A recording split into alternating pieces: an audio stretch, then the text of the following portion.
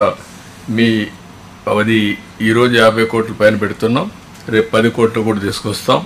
Project start అయితే project ఎప్పుడు end చేస్తాం కూడా క్లారిటీ ఉండాలి. దెర్ ఆర్ ఏజెన్సీస్, అలాంటి మంచి ఏజెన్సీస్ సెలెక్ట్ చేసుకోవడం, అనుకున్న టైం బౌండ్ ప్రకారం చేయడం, ఎక్కడ లిటిగేషన్ లేకుండా, ఇంటర్ డిపార్ట్మెంట్ కోఆర్డినేషన్ ఉన్నా, ల్యాండ్ ఎక్వేషన్ ప్రాబ్లమ్స్ ఉన్నా, లేకుంటే లిటిగేషన్స్ ఉన్నా, ఇవన్నీ పరిష్కారం చేయాల్సిన అవసరం ఉంది. WhatsApp governance is a reality. I'm requesting all of you, me departments అన్నీ కూడా ప్రాసెస్ రీఇంజనీరింగ్ చేసి ఆల్ సర్వీసెస్ని వాట్సాప్ గవర్నెన్స్ ఇచ్చే పరిస్థితి రావాలి. దీనివల్ల చాలా వరకు మన సమస్యలన్నీ పరిష్కారం అవుతాయి. ఇంకొక పక్కన మీరు చూస్తే ఎలక్షన్ మేనిఫెస్టో కూడా నాన్ ఫైనాన్షియల్ అన్నీ మీరు చేసేయాలి. ఒకవేళ క్యాబినెట్ గవర్నమెంట్ తీసుకొస్తారు, అందరం కూడా ఎలక్షన్ మేనిఫెస్టో మేజర్ ఇష్యూస్ ఏవైతే ఉన్నాయో అవి మేము కన్సర్న్గా పెట్టుకొని ఎప్పుడప్పుడు ఫండ్స్ రిలీజ్ చేస్తాం, కడవన్నీ మొబిలైజ్ చేస్తాం, కడవన్నీ మీరు కంప్లీట్ చేస్తున్నారు.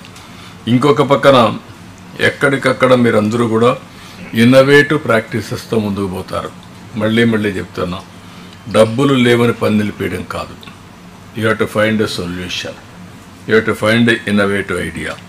దీన్ని ఏ విధంగా బెస్ట్ ఫైనాన్షియల్ ప్రాక్టీసెస్ ఇప్పుడు మాట్లాడుకున్నాం, ఏదైతే viability gap funding, PPP model ఏ విధంగా చేయగలుగుతాం, అన్ని ప్రాజెక్టులకి ఇది వర్తిస్తుంది. గవర్నమెంట్ ఆఫ్ ఇండియా కూడా 20% ఇస్తారు, వాళ్ళు ఇవ్వకపోయినా మనం పెట్టుకుంటాం. దీని ప్రకారం మీరు ముందుకు పోవాల్సిన అవసరం ఉంది. ఇంకొక పక్కన మీరు చూసినప్పుడు స్వర్ణాంధ్రప్రదేశ్ డాక్యుమెంట్ ప్రకారం అన్ని డిపార్ట్మెంట్ క్లారిటీ ఇచ్చాం. 5 years క్లారిటీ ఇస్తున్నాం. ఈ ఇయర్ క్లారిటీ వచ్చింది. మీరు ఒక స్పష్టమైన నిర్దిష్టమైనటువంటి టార్గెట్స్తో ముందుకు పోవాల్సిన అవసరం ఉంది. ఇవన్నీ రావాలంటే మీరందరికి కూడా కొంచెం ఫీల్డ్ ఎక్స్పీరియన్స్ కూడా ఉండాలి, ఫీడ్బ్యాక్ కూడా ఉండాలి. అప్పుడప్పుడు ఫీల్డ్కి పోతే చాలా వరకు ఒక ఇన్ఫర్మేషన్ వస్తుంది. అందుకే నేను ఒకటి ప్రపోజ్ చేస్తున్నా, మేము ఎటు పోతూ ఉంటాం నెలకు 4-5 రోజులు, కానీ మీరు కూడా అప్పుడప్పుడు వెళ్ళాలి. కనీసం ఏప్రిల్లో ఆల్ ఆఫీసర్స్, గ్రూప్ 1 ఆఫీసర్స్ మొదలుకొని ఆల్ ఇండియా సర్వీస్ అందరూ కూడా ఒక 2 రోజులు 3 రోజులు విలేజ్లో ఉంటే చాలా కొత్త విషయాలు తెలుస్తాయి. ఇప్పుడు విలేజ్లు కూడా ఇన్నోవేటివ్గా తయారైనాయి, టౌన్స్ కంటే బెటర్గా ఉన్నాయి. ఎందుకంటే ఇన్ఫ్రాస్ట్రక్చర్ బెటర్గా ఉంది, వాతావరణం బెటర్గా ఉంది, మీకు కూడా ఫస్ట్ హ్యాండ్ ఇన్ఫర్మేషన్ వస్తుంది. దానిపైన ప్లానింగ్ చాలా వరకు మీకు ఒక అవగాహన వస్తుంది. Will work it out. CS గారు కూర్చొని మాట్లాడి దానిపైన ఒక ఐడియా ఇస్తారు. రెండోది 31st లోపల, మార్చి లోపల గవర్నమెంట్ ఆఫ్ ఇండియాలో ఎంత డబ్బులు సంపాదించుకోగలుగుతామో మనం వర్కౌట్ చేయండి. మీకు ఎక్కడన్నా నా ఇంటర్వెన్షన్ కావాలంటే చెప్పండి, నేను కూడా మాట్లాడతాను. అవసరం లెటర్ ఇస్తాను, నేను వస్తాను. అదే మరి మన ఎంపీస్ ఉంటారు, మీరు వాళ్ళని ఉపయోగించుకొని ఇది కూడా మీరు చేయాల్సిన అవసరం ఉంది.